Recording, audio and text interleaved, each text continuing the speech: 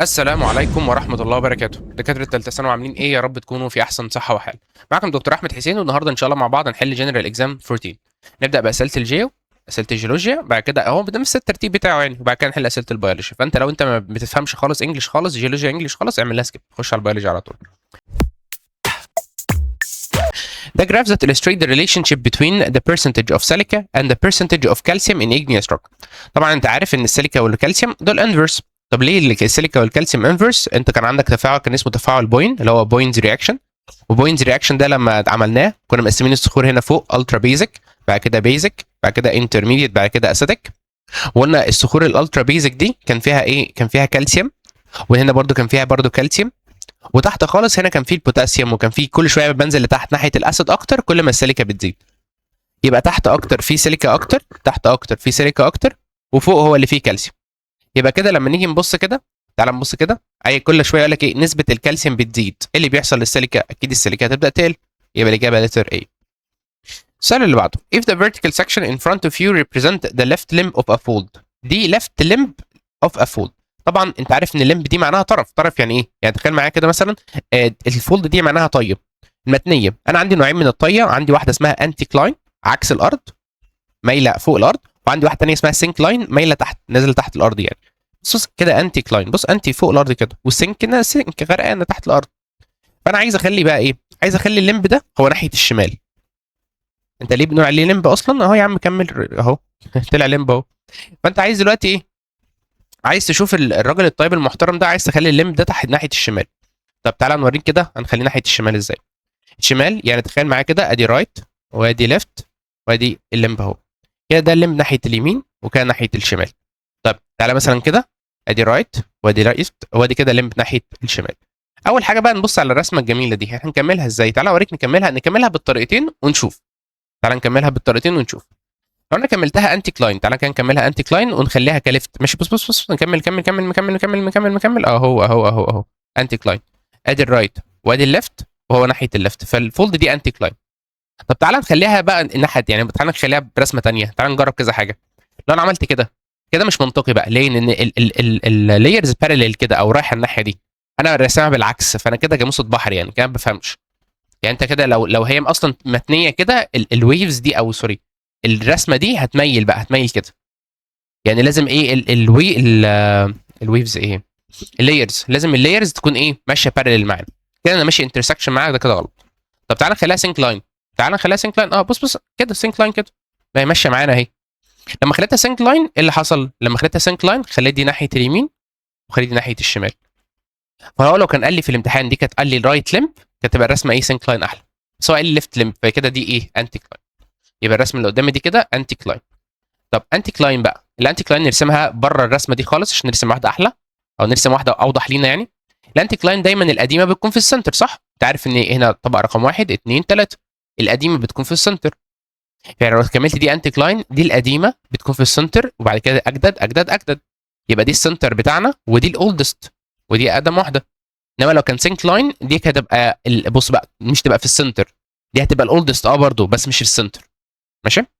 يبقى كده الاجابه بتاعتي انتي كلاين انتي كلاين، والسنتر بتاعتها لاير 1. السنتر بتاعتها انتي كلاين اهو، الفور دي من فوق خالص. يبقى الاجابه بتاعتي لتر A. يبقى هنا برضه.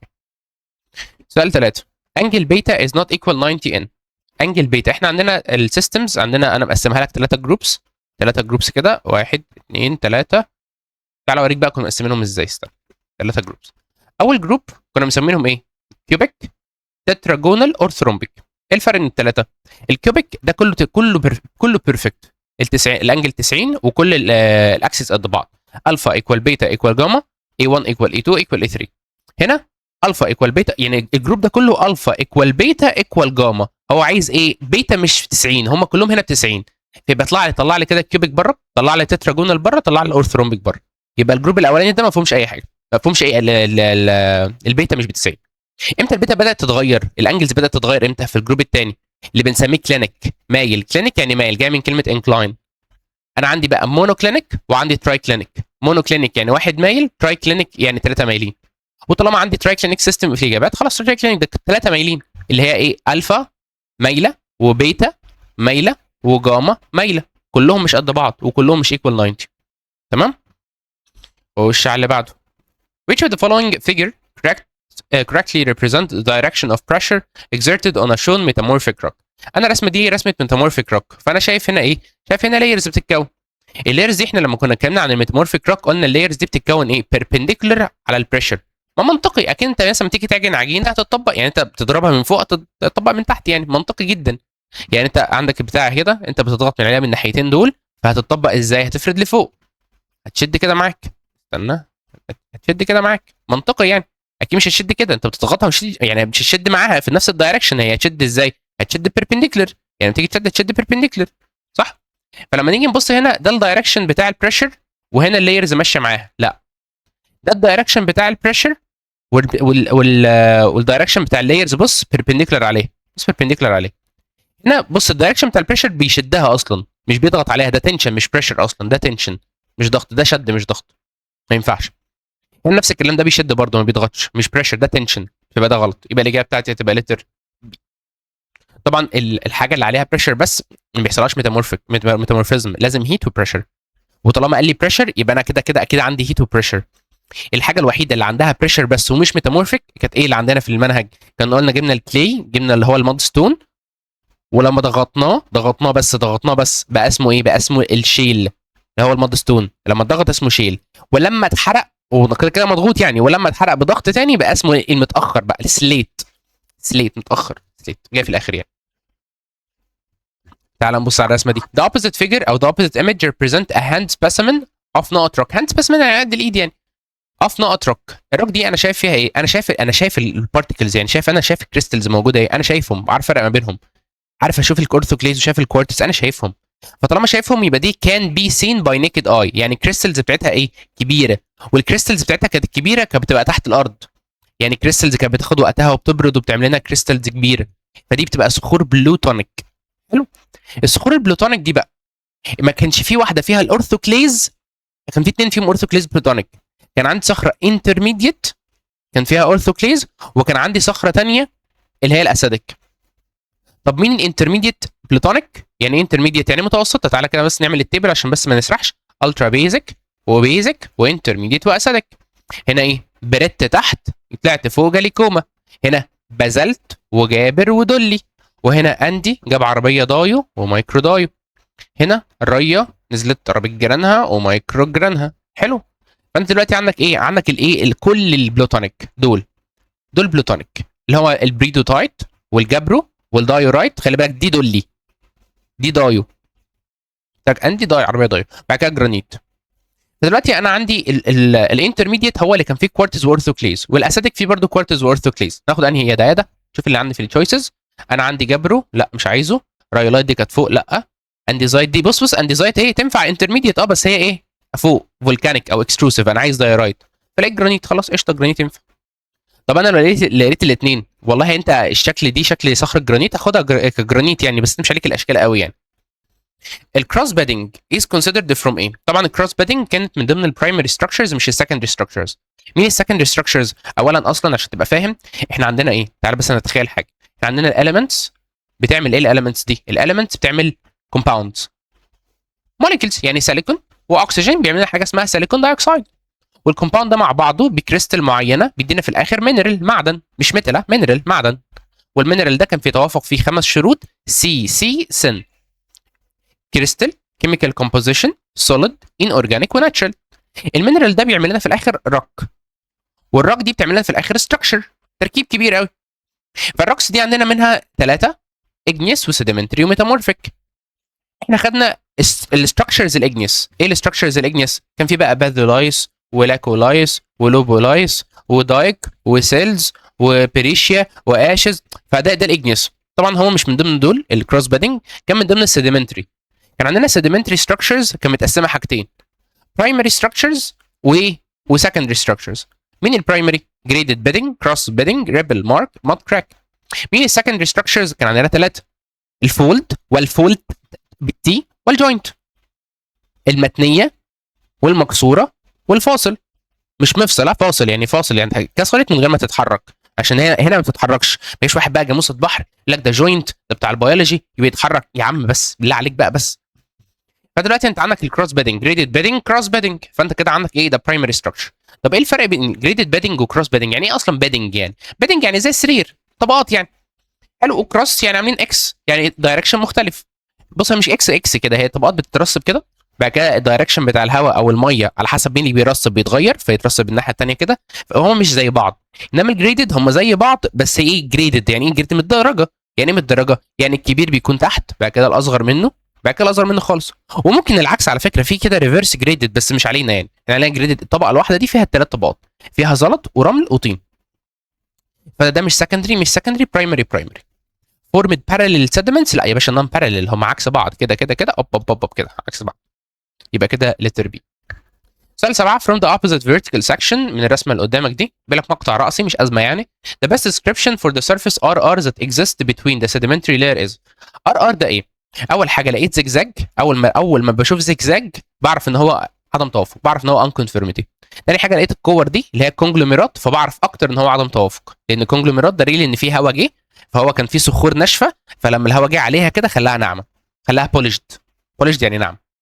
فبعرف ان في هنا unconformity. طب الانكونفيرمتي ده نوعه ايه؟ احنا عندنا ثلاث انواع. نون لو تحتيه نار كبيره، مش نار في حته واحده، لا نار كبيره. بعد كده عندي انجلر، لو تحتها انجل دي يعني ايه؟ طيه. فولد يعني تحتها مثلا الطبقات عامله كده وهي عامله كده. ماشي.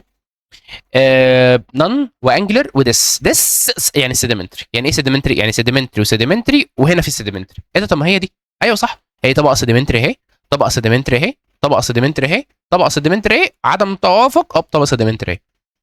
يبقى كده عندك ايه الاجابه هنا؟ عندك ديسكونفيرميتي سيرفيس. هو السيرفيس ذات نفسه ار اسمه ديسكونفيرميتي سيرفيس. الطبقه اللي فوقها دي لاير ودي لاير، ده ديسكونفيرميتي سيرفيس. ايه ده؟ طب في نار تحت هنا؟ لا يا ريس، النار اللي تحت دي ماليش دعوه بيها، ده دايك. ده حاجه طالعه كده، نار طالعه كده، مش طبقات، مش مغرقه الدنيا تحت.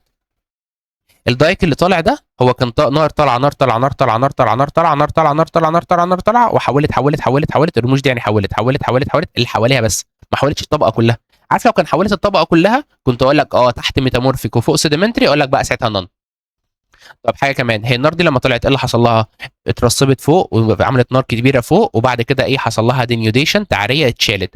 عارف لو النار دي كانت اتثبت، والله عارف لو النار دي كانت اتثبت، بص النار دي كانت اتثبت، ان كان هنا في نار ودي اترسبت عليها، كنت اقول لك ان هنا ده اسمه نون كونفيرميتي، ان نار وفوقها سيديمنتري. خلاص. يبقى كده الاجابه بتاعتي تبقى ديسكونفيرميتي. اي حد خايف؟ استنى انا اقولها بقى ايه في البيولوجي، استنى نقول الجمله دي في البيولوجي عشان نبدا اهو. بص يا ريس، ادي اول سؤال بيولوجي. اي حد خاف من الجيولوجيا، اي حد خاف من الجيولوجيا، في فيديو هنزله كده الجيولوجيا كلها على طول، كلها فاهم، كلها بلا استثناء يعني، من اول شابتر 1 لحد شابتر 3، بس بترتيب انا بقى. ماشي بترتيب انا، يعني انا مش هرتبها زي ما الكتاب بيقول. يعني انت هتخش كانك ما تعرفش حاجه، هتطلع تنين جيولوجيا. ده هينزل مش عارف ممكن ينزل 20 قبل 20 6 18 6، ممكن ينزل لكم في الاخر اللي هو بعد ما ترجعوا بقى من امتحانات الفيزيكس على حسب يعني. which of the following describe the plasmid. مش عايز اكروته الصراحه، عايز يطلع حاجه بيرفكت يعني. which of the following describes the plasmid. مين في دول بيوصف البلازميد؟ طبعا البلازميد انت عارف ان هو دي ان ايه مدور، ماشي، بس هو مش شريط واحد، احنا بنرسمه شريط واحد بالله عليك، او احنا بنرسمه كده، بس انا مش هقدر ارسم لك كل مره كده. هو دبل ستراندد، هو دي ان ايه، والدي ان ايه ده مولكيول، والمولكيول والدي ان ايه مولكيول ده بيكون ايه؟ بيكون دبل ستراند اكيد، مش سنجل ستراندد اكيد يعني. والبلازميد ده بيبقى موجود في البكتيريا وفي اليست. خلي بالك من حاجه برضه عشان المعلومه ليك يعني، هو اليست عنده بلازميد صح، وفي حاجات تانية، في حاجات تانية في ايوكاريوتس تانية عندها بلازميد. يعني انت لما تيجي تبص كده، هو فتحنا لك يست بلازميدز، يعني هو ما قالش ليست اونلي هو اللي عنده بلازميد في كتاب المدرسه، يعني مش بتكلم عن المعاصر بقى، بتكلم عن كتاب المدرسه. ما قالش ايه، ما قالش ان ليست بس، هو في على فكره البلانت عنده بلازميد على فكره. ماشي. فمش يعني هل في كائنات تانية عندها بلازميد؟ يعني انت لما تفتح الكتاب بتاع المدرسه، بدور بقى عليه انت بقى، هتلاقي صفحه 123، ببص عليها هناك، اقراها كده كويس بتركيز كده، هتلاقي بيقول لك لا ما قالش ان هو ليست فانجس اونلي، ما عشان مش اونلي، في حاجات تانية، كائنات ايوكاريوتس عندها بلازميد عادي. فيقول لك البلازميد ده موجود في البروكاريوت بس؟ لا، موجود في الايوكاريوت، موجود في الايوكاريوت عادي. It is coiled around itself، بيلف حوالين نفسه، يعني هو بس خلي بالك من حاجه، ثواني بس عشان ما نتوهش. كويلد غير سيركلر، ايه الفرق بين الاثنين؟ بص، كويلد ده كده مش كويلد. انت عارف الكويل في الفيزيكس عامل كده، ايوه صح، الله ينور عليك، هو مش كده بقى، ده كويل. او انت عارف الكويل بيبقى بيلف كذا لفه على بعضه كده، صح، هو مش كويلد. الكويلد ده كان الدي ان ايه الاصلي بتاع البكتيريا، الاوريجينال دي ان ايه كان كده، كان كويلد حوالين نفسه. فده مش البلازميد، ده مش البيست ديسكريبشن. السيركلر هو مدور كده ودبل ستراندد فدي احسن. اتس كوندنسد باي بروتين، لا ما فيهوش بروتين يا ريس، لا الدي ان اي بتاع البكتيريا فيه بروتين ولا ده فيه بروتين، ما فيش حاجه فيها بروتين في البكتيريا. بس البكتيريا فيها بروتين عادي لان فيها سيتوبلازم، والسيتوبلازم ده فيه انزيمز وفي في بروتينز شغاله جوه عادي يعني. which of the following doesn't play a role، ما بيلعبش دور في الانفلاماتوري ريسبونس. ماكروفيجز يا باشا، الماكروفيج دي بتيجي عشان تبلع طبعا. هيلبر تي سيلز لا مالهاش دور في الانفلاميشن، ولا البي سيل برضه ليها دور في الانفلاميشن، يعني الخلايا اللي بتشتغل في الاول الماكروفيجز طبعا، اكيد مش البي سيل ولا الهيلبر تي سيل. بيزوفيل ماست سيل وبيزوفيل بيطلعوا هيستامين، يبقى بيطلع هيستامين. ما الهيستامين اصلا هو اللي بيشتغل زي الكيموكاينز، بينادي الماكروفيج والمونوسايتس، هو بينادي مونوسايتس ولما بتخش جوه بيبقى اسمها ماكروفيج. وبيبقى في اصلا ماكروفيج، يعني هي بص خلي بالك من حاجه بقى عشان دي ناس ايه موقعاها. هي المونوسايتس في الدم لما بتخش التيشو بيبقى اسمها ماكروفيج، بعدها بتبلع بتجري تجري تجري تروح للليمف نود. تجري الليمف نود ازاي؟ في الليمف، تمشي في الليمف، تروح للليمف نود تروح مشغله مين؟ تروح مشغله مشغله التي هيلبر سيلز. حلو، وبعد ما بتشغل التي هيلبر سيلز الليمف نود دي في الاخر بتصب فين في الدم تاني؟ بتصب في القلب عند السوبيريور فينا كيفا، بتصب تاني في القلب. الماكروفيج دي اصلا اكشلي موجوده في الدم خلاص، بس يبقى في مونوسايتس ماشيه في الدم، فهو بينادي كل دول ما عدا الهيلبر تي سيل. سؤال بسيط خالص. which of the following hormones its secretion increases when the concentration of بص اي كلمه بوتاسيوم شفتها او شفت كلمه صوديوم دماغي على طول اوتوماتيكلي بتروح لالدوستيرون، وبعد ما بتروح هناك بشوف هو صح ولا غلط. يعني انا بروح عند الدوستيرون وبعد كده بشوف هو صح ولا غلط، دماغي اوتوماتيكلي هتروح هناك. بعد كده هبدا افكر هو الكلام ده هل اللي انا بقوله ده يعني ماشي مع يتوافق مع الالدوستيرون ولا لا يتوافق. تعال نشوف. which of the following hormone its secretion increases امتى بقى؟ when the concentration of potassium increases in the blood. تعال اقول لك انا على معلومه جامده قوي جامده قوي جامده قوي قوي قوي قوي، ما اظنش انك سمعتها قبل كده. دلوقتي ايه الاستيمولس، ايه المؤثر بتاع الكورتكس؟ الادرينال كورتكس. طبعا انت عارف ان الالدوستيرون بيطلع من الادرينال كورتكس، بس ركز معايا برضو.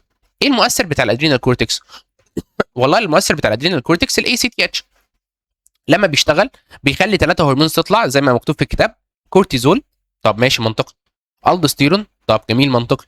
وسكس هرمونز، ايه ده يعني انا لما عايز كورتيزول سكس هرمونز هتطلع والدوستيرون يطلع؟ طب ما كده كارثه يعني، ما لازم يكون في حاجات تانية. والله بص عشان نبقى واقعي معاك، الاي سي تي اتش بيتحكم في الكورتيزول اكتر. كل ما الاي سي تي اتش يزيد هيشتغل على الادرينال كورتكس هيطلع كورتيزول، والكورتيزول هو اللي هيوقفه. طب الاثنين دول ليهم قصه ثانيه.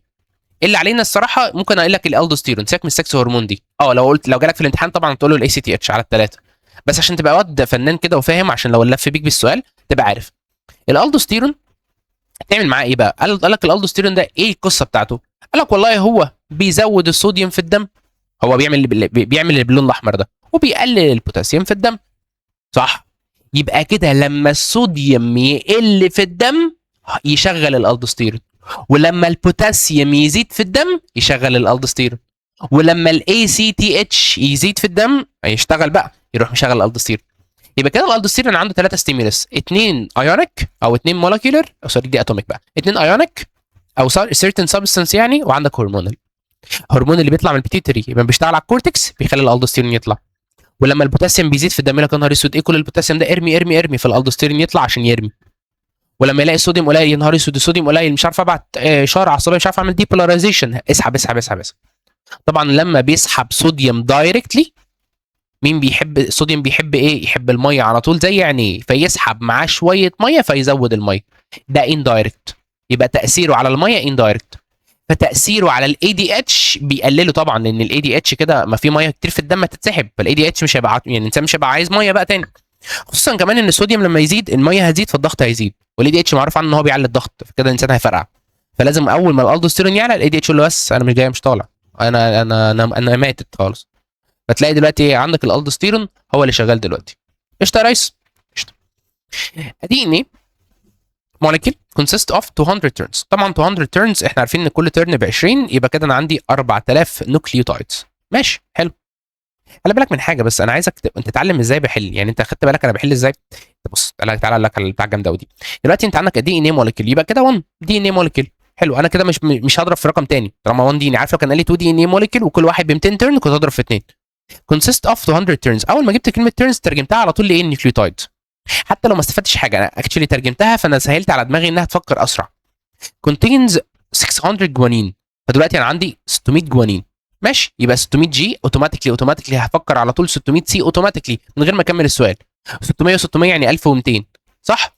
1200 دول اتبقى كام من 4000؟ اتبقى 3800. لا اقل شويه، 2800. فبقى 2800 هنقسمهم بقى يبقى 1400 ايه وقصادهم 1400 دي.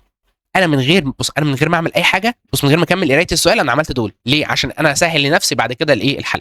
ده كده انا بترجم السؤال. دي ترجمه السؤال اكشلي، هي ده ترجمه السؤال. انا مش عايزك تترجمه بالعربي، ما الورقه العربي عندك ترجمه كده. وات از ذا نمبر اوف ثايمين نيوكليوتايدز؟ ايه عدد الثايمين؟ ايه 1400. خلاص هو السؤال اتحل من ترجمته، هو ترجمه السؤال اتحلته على طول. يعني انا حتى بقول لك انا ما كملتوش، والمفروض ان السؤال ده جنبه العلامه دي معناه ان هو مثلا مشروح بقى وصعب ومش عارف ايه. هو تافه، هو تافه جدا يعني. خش على اللي بعده. Which of the following leads to a high risk pregnancy؟ high risk يعني ايه؟ يعني حمل بس في مشاكل. حمل فيه مشاكل يعني ممكن نفكر مثلا إيه طالما حمل. بص خلي بالك، حمل، كلمه حمل دي كانت معناها ايه؟ معناها احنا اتكلمنا عن كلمه حمل. كلمه حمل يعني تحمل، يعني حامله، شايله، يعني implantation. فاول ما حصل implantation يبقى كلمه هاي ريسك بريجننسي. كلمه بريجننسي مش كلمه فيرتلايزيشن، كلمه بريجننسي معناها ان انا ايه عملت implantation. فالامبلانتيشن ده ممكن يبقى فيه ريسك امتى؟ لو ما اتحطش، لو ما حصلش امبلانتيشن. طب ما هو لو ما حصلش امبلانتيشن مفيش بريجنسي، يبقى انا افكر فيه ده غلط. امبلانتيشن ممكن يكون ريسك امتى؟ لو مثلا حصل امبلانتيشن ومفيش دم، خلاص يبقى البلاد قليل، يبقى مفيش غذاء للبيبي صح. حصل امبلانتيشن في مكان غلط، يعني هو المفروض اصلا الامبلانتيشن بيحصل في الاندوميتريوم، حصل امبلانتيشن في فالوبيان تيوب، دي كارثه. ده مكان ضيق اصلا فالوبيان تيوب ده، اللي هو كان كده حصل امبلانتيشن هنا مثلا، كارثه. البيبي هيكبر هنا كده كارثه يعني، بتاع دي هتفرقع. امبلانتيشن تاني ممكن نقول حصل مشكله في الامبلانتيشن. ممكن مثلا هو اتزرع ما جابش الايه الامنيون والكوريون، الامنيون ولا الكوريون، الكفرز بتاعت البيبي، الكفرات بتاعته دي ما طلعتش. يبقى دي مشاكل اللي ممكن تحصل في الحمل. fertilization take place inside the uterine cavity. بص هو كده كده اصلا الاوفم مش هتعرف توصل لحد هناك، ولو وصلت لحد هناك، لو الاوفم يعني سوبر هيرو يعني فاهم، وطارد سوبر وومن وطارد لحد هناك والسبرم لقاها هنا، حصل fertilization هنا، ما هو هيتزرع هنا. انا ما اتكلمتكش في مشاكل في الفيرتلايزيشن على قد ما كلمتك في مشاكل في البريجنسي يعني امبلانتيشن، فدي مش حلوه.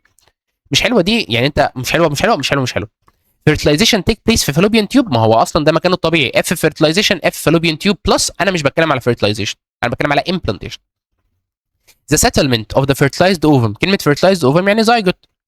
The settlement of the fertilized ovum in the fallopian tube. مشكله دي ان settlement يعني قاعده. الفيرتلايزد اوفم قاعده في فالوبيان تيوب، دي كارثه يعني، مش حاجه كويسه. فانا هديها نص وابص على اللي بعده. implanting the fertilized ovum اللي هي الزيجوت يعني، ما هي اوفم حصل لها fertilization يبقى زيجوت. ان ده اندوميتريوم ده مكان، ده كلام حلو اصلا، ده دي حاجه حلوه مش هاي ريسك ولا حاجه. دي مالهاش علاقه عشان fertilization، مالهاش علاقه عشان fertilization. اللي انا اديتها نص دي عشان اشوف اللي بعدها هي دي الصح. ان ما ينفعش الاوفم اللي هو الزيجوت يفضل قاعد فين في فالوبيان تيوب. او قال لك settlement، ما قالش موجود، خلي بالك لانه قال settlement يعني قاعد ما اتحركش. settlement يعني قاعد ما اتحركش، لان كده كده الزيجوت بيتكون في فالوبيان تيوب. بس هو settlement معناها ايه؟ رسى هناك. فلا هو مش هيرسى هناك، المفروض بيتحرك على طول، بيفضل مكمل. لان هو لو رسى هناك هيتحول لبلاستومير ويتحول لموريلا ويتحول لبلاستوسيست ويتزرع في الفالوبيان تيوب. طب هيتزرع ازاي؟ ما الست دي غالبا بيكون عندها مرض البطانه المهاجره، كان عندها الاندوميتريوم دي هاجرت هناك وهو اتزرع في الاندوميتريوم.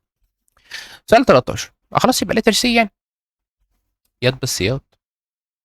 in the opposite figure which arrow represent an incorrect direction؟ قال لك incorrect يعني هو عايز الغلط. for transferring different substances. انت عندك النيوترينز اهي تبقى ماشيه في البلد، والبلد ده بيكون ماشي فيه نيوترينز. الاكسجين هيخش للسيلز في 3 و4 تمام معايا. النيوترينز ماشيه في 4 والاكسجين ماشي في 3، ما كده كده النيوترينز والاكسجين بيخشوا للسيلز. ببص هنا لقيت الكربون دايوكسيد داخل، من العكس المفروض الكربون دايوكسيد خارج، فاتنين ده غلط. ببص الناحيه الثانيه 3 و4 المفروض ايه اللي بيحصل؟ المفروض 3 و4 يروحوا ايه؟ بص ده اكسجين ونيوترينز يروحوا يدوا للليمف عشان في ليمف نودز هناك، في هنا سيلز هناك عايزه غذاء. فالمفروض بقى تدي لها ايه؟ تدي لها بص 3 و4 يدوا لها ايه؟ النيوترينز والاكسجين والكلام ده كله. لا واحد هي اللي بتدي. انت بتدي لها ايه يا ريس؟ انت بتدي ايه للسيل يا ريس؟ يعني هو اصلا عايز اقول لك على معلومه ثانيه، هو الليمف ده اصلا ايه يا ريس؟ الليمف ده مكنسه. المكنسه دي مش بتدي، المكنسه بتشفط. المكنسه بتشفط يعني ايه؟ يعني الكربون دايوكسيد الزياده اللي هنا والاكسجين الزياده اللي هنا والميه الزياده اللي هنا والنيوترينز الزياده اللي هنا والويست الزياده اللي هنا بيتشفطوا بالليمف. الليمف ده شفاطه عشان المكان ده ما يكبرش. المكان ده اللي هو بين الخلايا اللي بنسميه انتر بين سيلولر، بين الخلايا. المكان ده لو كبر ايدك هتورم، عشان كده لما بيحصل لك التهاب المكان ده بيكبر في ايدك بتورم، المكنسه دي مسدوده مثلا. فبالتالي على فكره في مرض اسمه فلاريسيس، بيبقى في دوده كده بتيجي، الدوده دي بتسد الايه الحته دي، فتلاقي رجل البني ادم منفوخ قوي يعني. فانت عندك واحد ده غلط، المفروض واحد ده العكس، الحاجات بتشفط للليمف، يبقى 2 و1 ده اللي غلط. What does X represent in the opposite diagram؟ ماشي، X ده represent ايه؟ انا عندي vegetative grass. كلمه vegetative يعني ايه؟ يعني روت تكبر وستم بعد كده ليفز، طبعا بالترتيب ده. هي اول حاجه بتطلع الروت، بعد كده الستم، بعد كده ليفز. بزرع البذره، البذره دي كان فيها سيد وكان فيها ايه؟ السيد دي كانت الاوفيول، كان في فتحه من تحت اسمها الميكروبايل، بيطلع منها الامبريو الموجود الجميل اللي ناحيه الميكروبايل. ما انت عارف ان الامبريو تحت ناحيه الميكروبايل، طلع الكوتوليدونز جوه. هيعمل ايه بقى هو؟ على فكره الامبريو هو اللي عمل الكوتوليدون. هيعمل ايه هو بقى؟ هيروح مطلع روت صغنون كده عشان يعرف يسحب ميه، بنسميه البيبي روت. البيبي روت ده اسمه راديسل. سحب شويه ميه، البيبي هيكبر، يروح مطلع بيبي ستام اللي اسمه بلاميول. والبلاميول ده هو اللي كان بيبقى عليه الكفر اللي اسمه كوليوبيتايل، اللي بيطلع اوكسن اللي اسمه كوليوبيتايل تب، اللي بتطلع اوكسنز اللي بتخلي بقى البلاميول ده يميل، لان طبعا مش الشجره هي اللي هتميل، الحاجه اللي هتكبر ايه؟ البلاميول ده هو اللي بيميل. عشان كده اي نبات بيعمل تروبيزم، اي نبات بيعمل تروبيزم عشان الحته اللي في الاول دي. خلاص. بعد كده بيقول لك الفيجيتيف جراث هو بيكبر روت ستام، بعد كده طلع لنا ليفز. الليفز دي بعد شويه راحت ايه؟ في ليف هتكبر بقت فلاور. يعني في ليف كانت هتكبر كده، لا قالت لك فجاه كده انا هبقى ايه؟ انا هعمل عصايه اللي اسمها بيدسل، وهعمل بقى الورده الفلورال وورلز، ونعمل بقى ريسبتكل تحت هنا، ونطلع بقى كيلكس وكرولا، ونطلع بقى ايه؟ الاندريسيوم ميجانيسيوم. ايه ده عمل الديفرنشيشن كده. مين بقى اللي بيعمل القصه دي؟ مين اللي بيكنترول القصه دي؟ اللي بيعمل كنترول للقصه دي الاوكسنز، الاندول اسيتيك اسيد والنفثول اسيتيك اسيد، اوكسنز. البولين جرين اكستراكت ده استخراج البولين جرين غلط طبعا، استنى بس عشان بس ما حدش يقول لك انت اخترت دي. البولين جرين اكستراكت يعني استخراج البولين جرين، انا باخد او مستخرج البولين جرين المطحونه دي، باخدها عشان اعمل بيها ايه؟ القصه بتاعت اللي هي الايثر الكحول دي. فاكر انت القصه بتاعت البارثينو كاربي؟ بارثينو كاربي من غير سيد.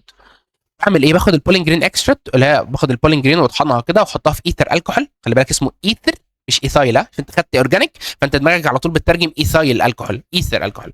خدت الايثر الكحول ده فموت الايه؟ النيوكليوس، اتاكد النيوكليوس ميته، فانا عارف اعمل بارثينو كاربي. يبقى الاثنين دول بتوع بارثينو كاربي. ليكويد نيتروجين دول انا كنت بستعمله في الجميد بنك، بحافظ بيه على الجميد، ملوش علاقه هنا.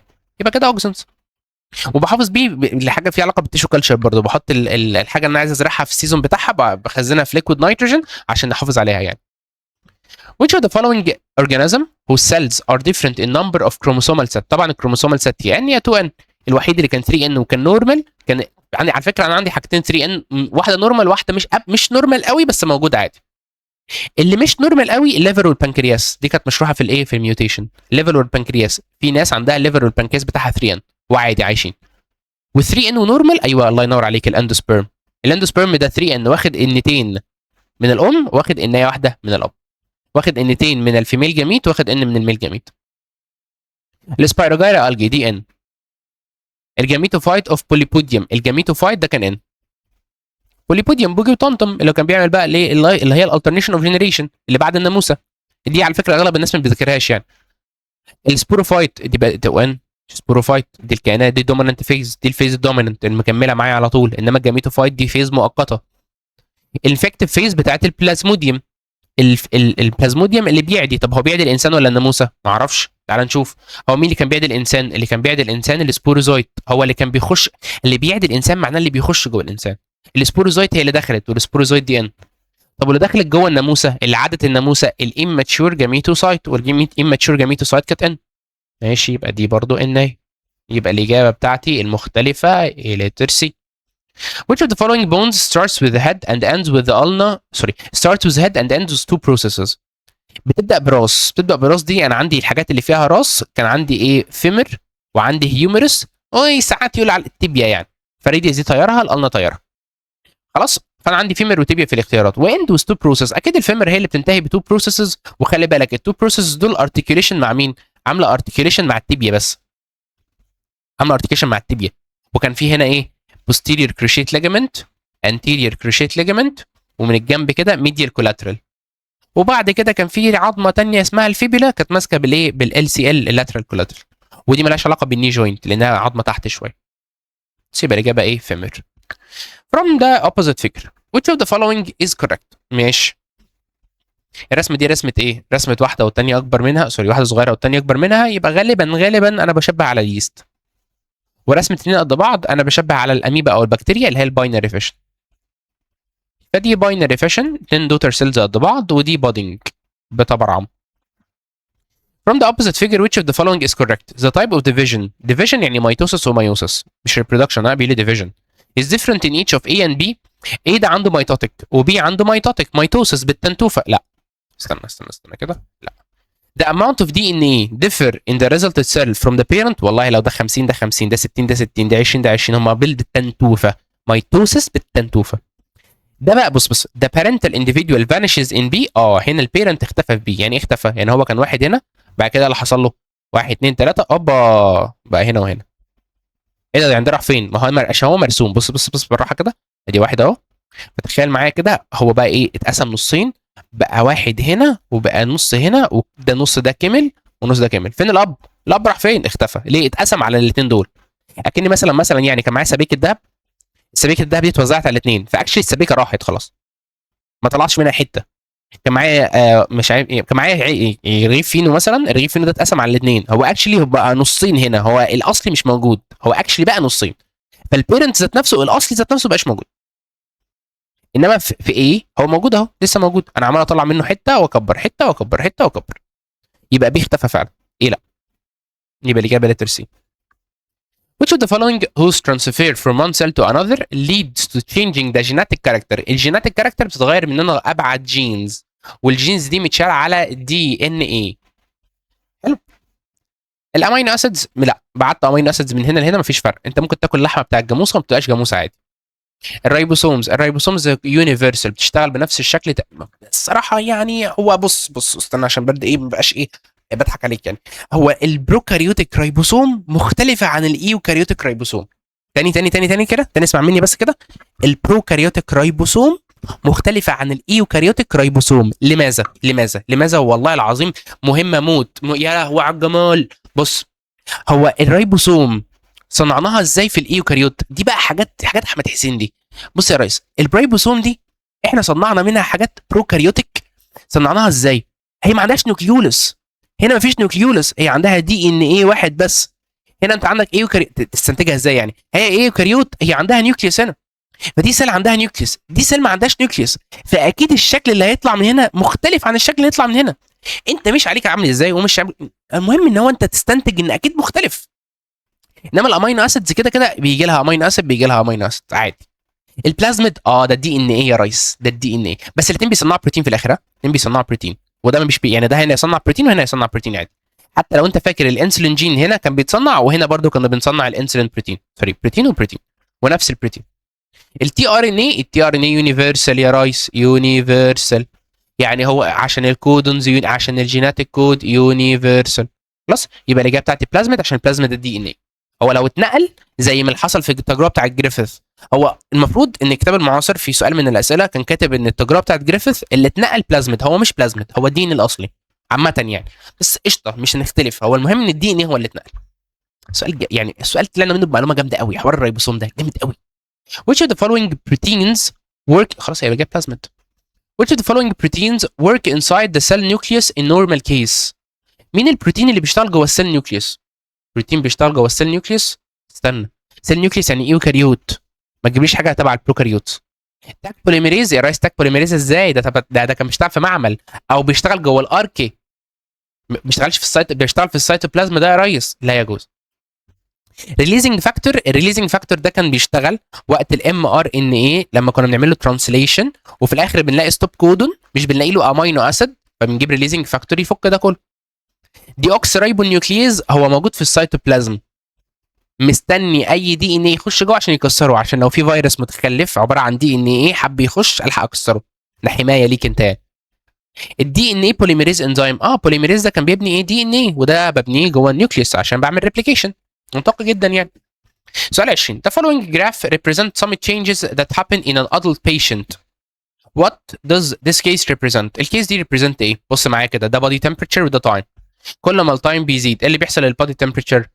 طب التمبريتشر بتقل يعني الثايروكسين بيقل. temperature حراره، ثايروكسين على طول. body weight ثايروكسين برضه. او انسولين، الانسولين بيتخن، لان الانسولين بياخد ايه؟ بياخد الجلوكوز يرميه جوه الخلايا، ولو رماه جوه ليفر او ماسل يتحول لجلايكوجين، رماه جوه اديبوز تيشو هيتحول لفاتس. ففي انزيم بيحول الجلوكوز لفاتس. فدلوقتي انت عندك ممكن الانسولين يتخنك، وممكن ايه الثايروكسين لو مش شغال لو قليل هتتخن ما تحرقش. الهارت بيتس مالهاش علاقه بالانسولين، ليها علاقه بايه؟ بالثايروكسين. لو الحرق عندك قليل الهارت بيتس هتبقى قليله. والاي تي بي البيزل ميتابوليك ريت، لو الثايروكسين قل الاي تي بي هيقل. الاي تي بي دي برضو ممكن يجيبها لك ويجيب لك مكانها كريبس سايكل. برضو كريبس سايكل دي كانت سايكل بتحصل جوه الميتوكوندريا بتطلع لك اي تي بي كتير.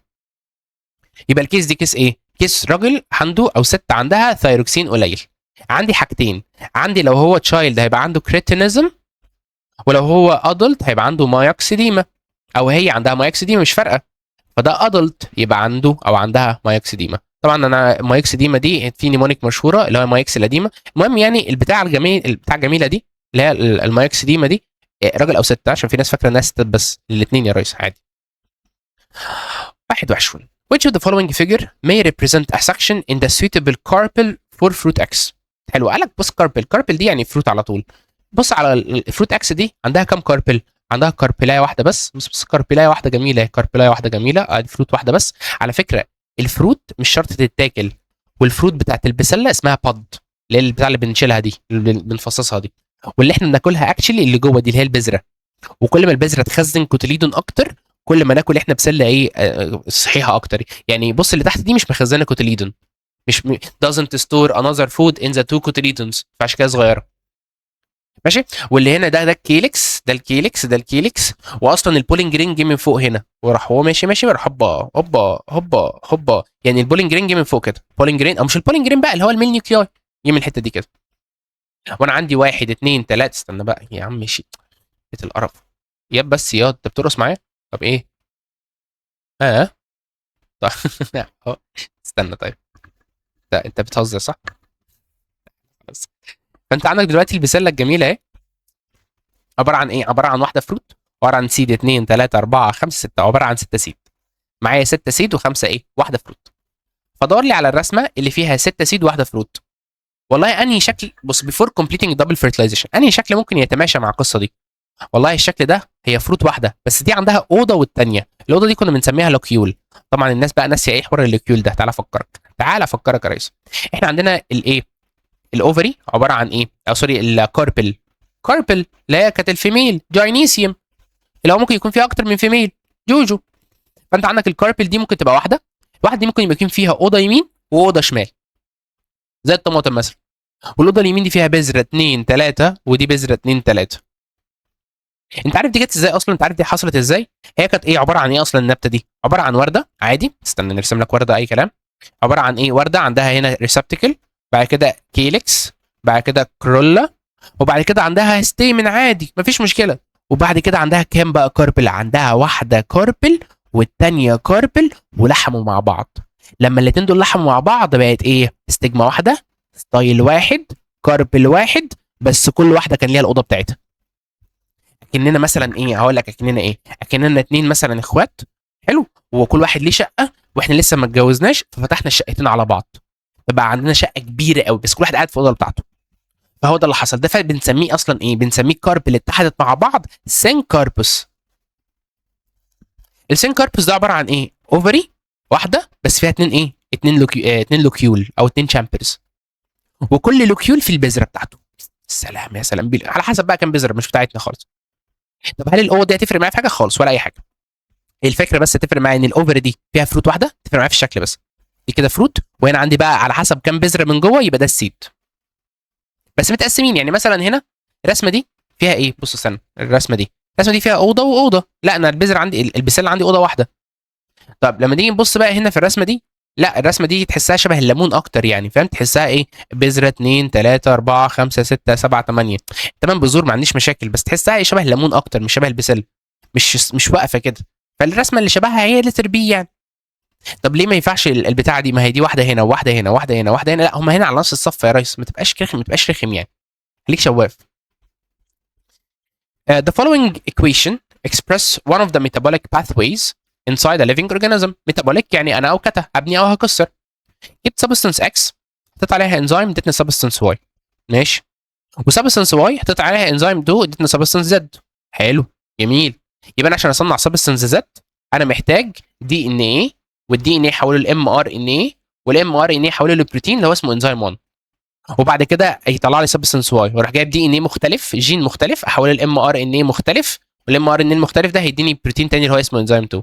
يبقى انا احتجت جين واحد وجين اثنين عشان اصنع سبستنس زد، احتجت اثنين جينز. وعشان عشان اصنع سبستنس واي احتجت دي ان ايه واحد بس. supposing افترض that the completion of this pathway is essential for growth. عشان نكمل الباثوي ده الباثوي ده لما بيكمل مهم انك تكبر يعني الباثوي ده لو انت ما عملتوش يبقى مش تكبر. يبقى غالبا سبستنس اكس دي ملهاش دور قوي، عشان كده لازم اكملها. فغالبا سبستنس واي ليها دور محتاج اعملها، وسبستنس زد ليها دورين وثلاثه واربعه عشان كده محتاج اعملها اكتر. فاكس دي انا بحولها لواي، وواي يا اما بستعملها يا اما بحولها لزد غالبا. and the mutation occurred in the gene which is responsible for producing enzyme 1. فانا عشان اعمل انزيم 1 ده، انزيم 1 ده محتاج ام ار ان اي، والام ار ان اي كانت هنا في جين، انا عملت ميوتيشن في الجين ده، فالام ار ان اي اختلف، فالانزيم اللي طلع مختلف، فبالتالي انا عندي سبستنس اكس دي بدات تزيد قوي ما بتتحولش لواي، وواي دي بقتش موجوده وانا مش عارف اصلحها. which of the following nutrients help in the growth when supplying the body with it. فانا محتاج عشان اكبر محتاج ادي الانسان ده ايه؟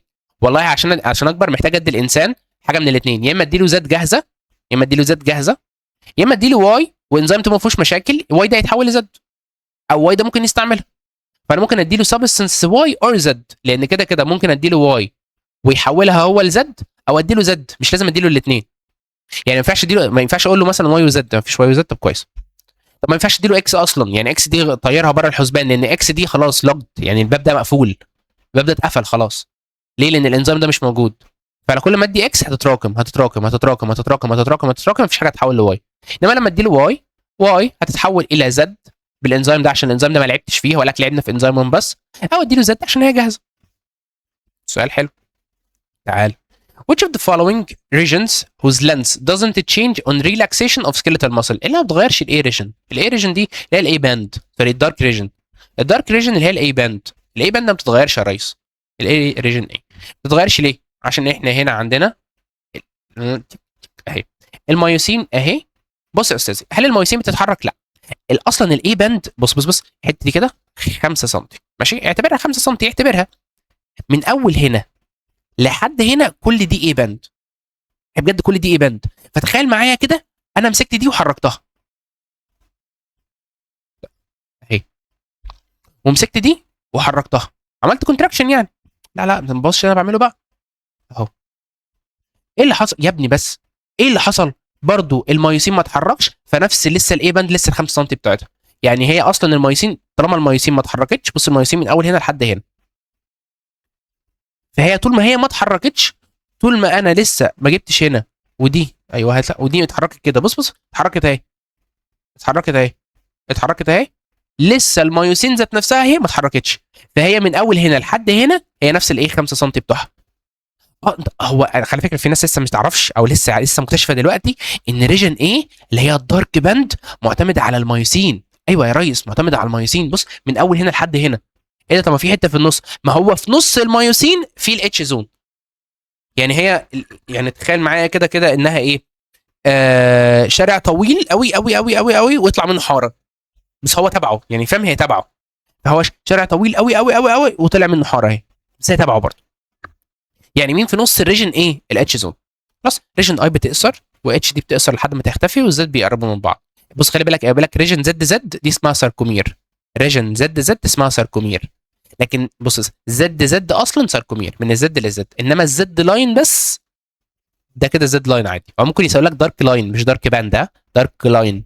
انما ريجن ايه؟ دارك باند، دارك باند. اوكي. سؤال 24. Which of the following processes require the presence of free nucleotide to be completed؟ والله احنا محتاجين نيوكليوتايدز ليه؟ عشان ابني النيوكليوتايدز دي بتديني النيوكليك اسيد. طب انهي نوع من النيوكليك اسيد؟ هو ما حددش، ممكن دي ان ايه دي اوكس رايبو نيوكليك اسيد، او ار ان ايه رايبو نيوكليك اسيد. طب انا ببني دي ان ايه ليه؟ بعمل ريبليكيشن. طب انا بعمل ار ان ايه ليه؟ عشان اعمل ترانسكريبشن، بطلع ار ان ايه، وفي الاخر ار ان ايه ده بترجمه لبروتين بترانسليشن.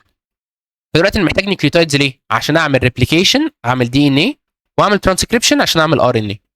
عشان اعمل ريبليكيشن ايوه بولي بيبتايد تشين محتاج امينو اسيدز، فلا. بولي بيبتايد تشين محتاج امينو اسيدز، انا كل شويه محتاج فري امينو اسيد عشان اعمل بيها ترانسليشن. دي ان اي ريبليكيشن ايوه. ام ار ان اي ترانسكريبشن ايوه، انا محتاج ام ار ان اي. على فكره بالمناسبه الام ار ان اي، بص الحته دي بقى جامده قوي. ام ار ان اي والتي ار ان اي والار ار ان اي، كل واحد فيهم بص والله جامده قوي جامده قوي. لو احنا ايوكاريوت، ده عنده انزيم سبيسيفيكلي، وده عنده انزيم سبيسيفيكلي، وده عنده انزيم سبيسيفيكلي. اسمه ايه؟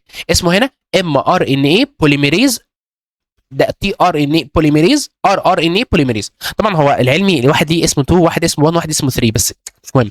ام ار ان اي بوليميريز بيعمل ام ار ان اي، تي ار ان اي بوليميريز بيعمل تي ار ان اي، ار ان اي بوليميريز بيعمل ار ان اي. وخلي بالك من شيء، خلي بالك من اشي جميل قوي في البروكاريوت. البروكاريوت هو واحد بس بيعمل الثلاثه. ايه الحاجه الثانيه اللي عايز اقول لك عليها؟ كل واحد فيهم الام ار ان اي بوليميريز والار ان اي بوليميريز والتي ار ان اي بوليميريز، واللي بيعمل لهم كلهم دول على بعض عنده هيليكيز اكتيفيتي. هو ذات نفسه بيعرف يشتغل شغل الهيليكيز. يعني ايه؟ هو من نفسه كده بيعرف يعمل الحركه دي، يعرف يقسم يكسر الهيدروجين بوند. ايه ده؟ يعني هو مش بيحتاج هيليكيز؟ يعني في الترانسكريبشن انا مش بحتاج هيليكيز؟ ايوه مش بحتاج هيليكيز. عشان انا قعدت اقول اهو عشان لما تيجي في الامتحان تيجي تفتكرني. نيوكليك اسيد هايبردايزيشن، لا دي محتاجه كولينج وهيتنج، دي محتاجه حراره. ريفرس ترانسكريبشن اوف دي ان اي، دي جامده قوي بقى. انا بحتاج في الريفرس ترانسكريبشن فعلا. انا بيبقى عندي ار ان اي عشان اعمل منها دي ان اي، عشان اعمل دي ان اي انا كده بعمل دي ان اي اكشلي، فاكيد محتاج نيوكليوتايدز. انا كده قلت لك عشان اعمل محتاج نيوكليوتايدز عشان اعمل نيوكليك اسيد، سواء دي ان اي او ار ان اي باي شكل. سؤال 25. Which of the following represents the most resistant plant to the pathogen؟ يعني واحده بقى resistant قوي. والله بص هنا ده الباثوجين جه، وده غالبا باثوجين، ده بيبقى في الاغلب سبور. ده بيكون فانجاي. ليه بيبقى سبور واحده كده وعماله تنتشر بقى، تطلع هايفي وتطلع مايسيليوم كتير قوي. ده انتشر. ده بص ما عرفش يخش خلايا واحده، كل ما يجي يحاول يخش بيروح مزودين سبستنس هنا. ما عرفش، استنى كده، ما عرفش يخش خالص. هنا لا، هنا تدوغل، عمال يأزأز ويتوغل، يأزأز ويتوغل. هنا ده ما دخلش، ده ما دخلش، ده توغل. يبقى اكتر واحده ريزيستنت هي سي، بعد كده لتر اي، بعد كده لتر بي، بعد كده لتر دي. دي اكتر واحده ريزيستنت، لا سي، ما فيش حاجه دخلت، حصل سويلنج للسيل وول، واللاير دي تخنت قوي. لتر بي، لا سوري، لتر ايه بعدها عشان هي قاومت الاثنين دول. لتر بي قاومت ايه؟ بص لسه السيلز عايشه ما فيهاش مشاكل. بص ايه بقى، الدنيا عندها مفتوحه خالص. لتر دي الدنيا عندها مفتوحه خالص. تعال نخش بقى القصه بتاعت الجيولوجيا المره الثانيه. By using geophysical measurements in a certain area, it was discovered that there is an igneous body below this area. في حاجة igneous كبيرة جدا جدا جدا، 300 كيلو هوريزونتلي، كبير قوي كبير قوي، 300 كيلو تحت الأرض. ده حمام كبير كبير كبير كبير، يبقى باثولايز. لوبو قبة مقلوبة، لاكو قبة معدولة. دي مش انتي كلاين وسينكلاين، دي نار وبردت ماشي. وغالبا بص بقى اللاكو واللوبو بيكونوا حاجات ايه؟ انتروسيف او بلوتونيك، بس انتروسيف اكتر. الباثولايز بيبقى 100% بلوتونيك. السيلز بتكون حاجات انتروسيف، والسيلز دي من الحاجات اللي بتعمل ميتامورفيك، عشان النار بتاعتها وهي طالعه بتحول حاجات. وهنا دي بتعمل ميتامورفيك، ودي برضه بتعمل ميتامورفيك ماشي. والباثولايز تبقى نار كبيره تحت الارض كده، وبيكون فوقيها لو فوقيها طبقه سيديمنتري، فبنسمي السيرفيس ده، السيرفيس الجميل اللي هنا ده بنسميه unconformity surface، نوعه نون. The rock forming stalactites. stalactites، انت طبعا مش عارف يعني ايه stalactites، وهتقراها في العربي هيقول لك بقى ايه؟ صواعد وهوابط. يا نهار ابيض. وفي stalagmite كمان، stalagmites. طبعا الكلام ده اتشال من المنهج اصلا، بس مش عارف هم جايبينه ليه. The rock forming stalactite، طبعا احنا هنحاول نحله من غيره، لو حسينا ان احنا محتاجين نعرف ايه الستالاكتايت والستالاجمايتس هقول لك عليهم. The rock forming stalactites والstalagmites and the rock formed from the accumulation of the marine vertebral skeleton. بص rocks، بس التاني بقى ساكن الاولانيه. The rock formed from the accumulation of marine vertebral skeleton. marine vertebral skeleton يعني بص السكيلتون بتاع الكائنات البحريه، والسكيلتون بتاع الكائنات البحريه في منه نوعين، في اكزوسكيلتون من بره، وفي اندوسكيلتون. اندوسكيلتون ده في الاغلب بيكون عظم، والعظم ده كالسيوم فوسفيت، فهو هيرسب لي كالسيوم فوسفيت، فيبقى ايه؟ يعمل لي صخور معموله من فوسفيت، صخور الفوسفيت. ودي كده جايه من كائن حي، فدي بايوكيميكال. وهنا الاكزوسكيلتون، الاكزوسكيلتون الجميله دي معناها ايه؟ معناها قشره من بره. القشره من بره دي بتكون معموله من كالسايت، معموله من قشره القوقعه والحاجات دي كلها معموله من كالسايت. فانت عندك الكالسايت ده بيعمل صخره اسمها لايم ستون، لا الفوسيليفرس لايم ستون، فده برضه بايوكيميكال. فانت عندك الثانيه دي بايو كيميكال او اورجانيك عادي. سكند كيميكال لا، كيميكال بوست كيميكال لا، بايو كيميكال او اورجانيك. ده سكند از اورجانيك. بص هو انا يعني حليناها من غير ما نعرف الاولانيه، فسكند از اورجانيك. انا بقى تعالى اقول لك ايه الاستلاكتايت والاستالاجمايتس دي. ماشي، بس هي السكند از اورجانيك. خلاص احنا عرفنا بص كلاس، انت عرفت الثانيه فانت حليتها بالثانيه، دي حاجه كويسه. بايو كيميكال يعني بيولوجي، يعني جاي من كائن حي. صخور بايو كيميكال، صخور اورجانيك عادي. ولو كان جاب لك نباتات، النباتات دي بتعمل فحم. الكائنات الحيه بتعمل ايه؟ يا اما بتعمل بترول، الكائنات الحيه السمك والكلام ده بيعمل بترول او بيعمل صخور. النباتات بتعمل فحم، كول. البلانت بيعمل كول، فحم مش بترول، فحم. ايه بقى الاستلاكتايتس والستلاجمايتس دي؟ تخيل معايا عندي صخره كبيره قوي كده، لايم ستون حلوه محترمه جميله. ركز معايا عشان الكلام ده مش مشروح ومش هيتقال. لايم ستون ده يعني انا اصلا يعني دي ما متشاله من المنهج، فما حدش هيقولها يعني، بس هي عشان موجوده في السؤال وبالعربي صواعد وهوابط، فهم برضه مش فاهمين برضه. اللايم ستون يا ابني بس الرخامه بقى، ده انت غلس غلاسه. اللايم ستون الجميله دي بيبقى عباره عن ايه؟ كالسيوم كربونات. حلو.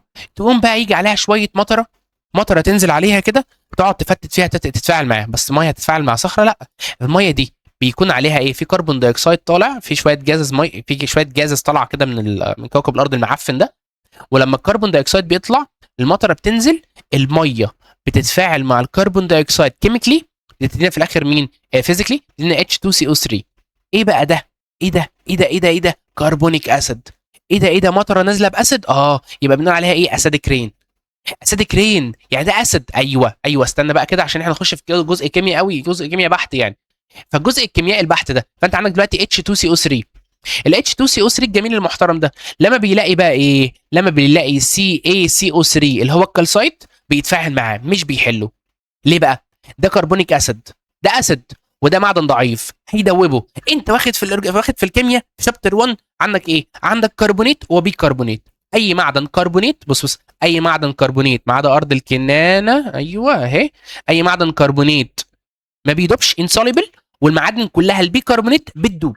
فانت عندك ايه؟ ال HCO3 كلها بتدوب، انما السي او 3 دي انسوليبل مش بتدوب، ما عدا بقى لو معاها بوتاسيوم، معاها صوديوم، معاها ايه؟ NH4. انت عارف المعلومه دي صح؟ ولو مش عارفها ديك عرفتها اهو، معاك جيولوجيا وكيمياء وبيولوجي.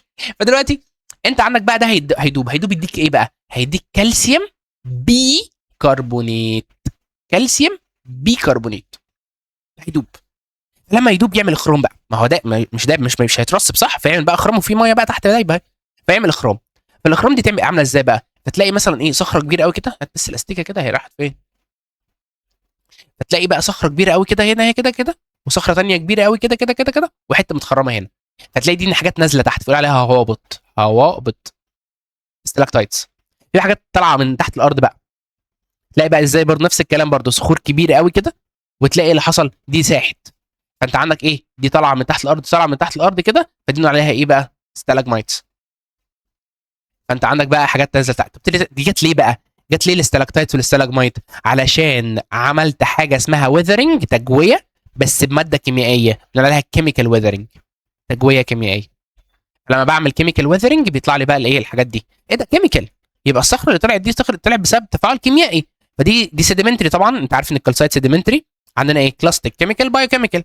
ده مش فتافيت اترسبت، لا دي تفاعل كيميائي، فده كيميكال سيديمنتري روك. يبقى ده فيرست كيميكال. اي خدعه يا عم، اي خدعه، اي خدعه. The opposite figure. In the opposite figure, what are the number of the vertebrae to which structure X and Y are connected respectively?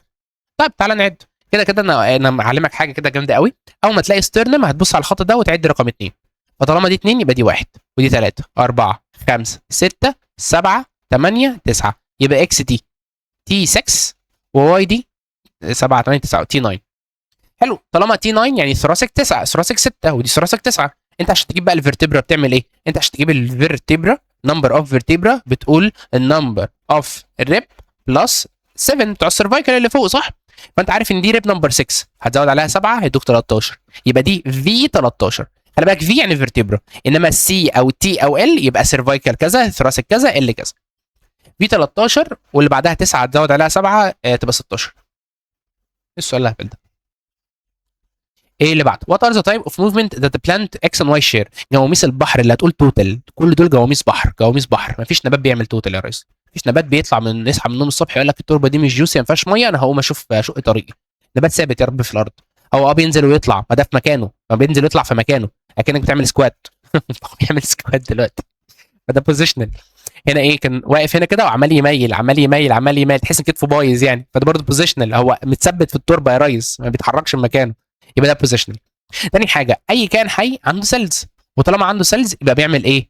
بيعمل عنده سيتوبلازم يعني، وطالما عنده سيتوبلازم بيعمل كونتينيوس، لان السيتوبلازم بيتحرك، وانا قايل ان السيتوبلازم بيتحرك في وان دايركشن، ما اعرفش وان دايركشن كلوك وايز او انتي كلوك مش هنختلف، بس هيتحرك في وان دايركشن. عشان في حد قال لي انت قايل لي مور ذان وان دايركشن، ده فلح، ده فلح، انت بتجيب معلومات غلط وتيجي تقول انا قلت حاجات غلط. لا يا ريس، هي وان دايركشن وان دايركشن وان دايركشن.